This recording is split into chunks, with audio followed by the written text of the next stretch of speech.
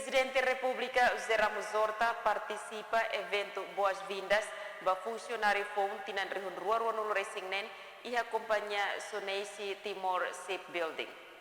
Presidente da República José Ramos Horta ba jornalista e Hotel Timor quarta nedehan evento ne embaixador Japão ba Timor Leste Yamamoto Yasushi no companhia Soneisi Timor Shipbuilding ma convida a tu colia ba jovem trabalhador sira debe atu basimo formação e Timor no Mosia Japão.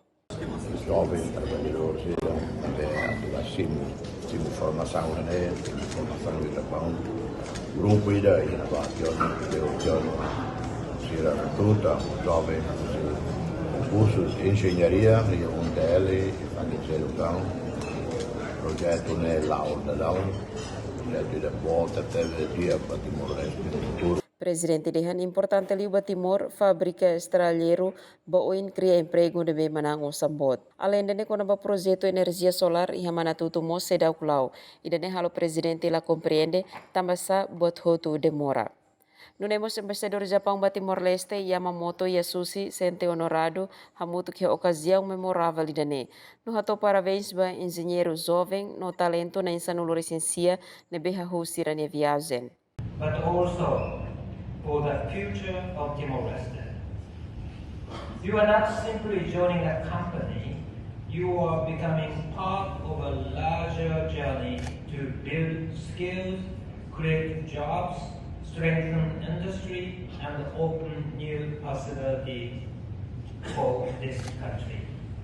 Niamos husu jovem sira desenvolve habilidade especializada li husi formação intensivo no sente orgulho hosira ne serviço.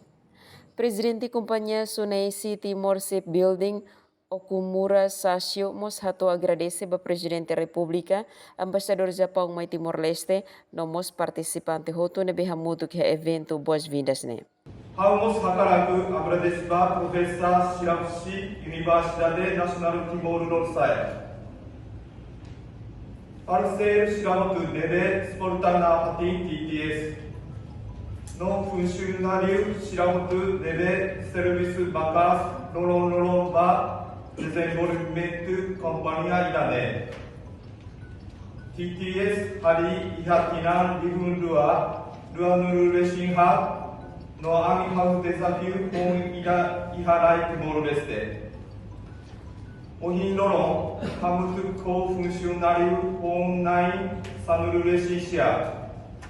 Agora a minha funcionário local Macuema nai dimanuru racing warona. Emergenciana Pinto, STL News.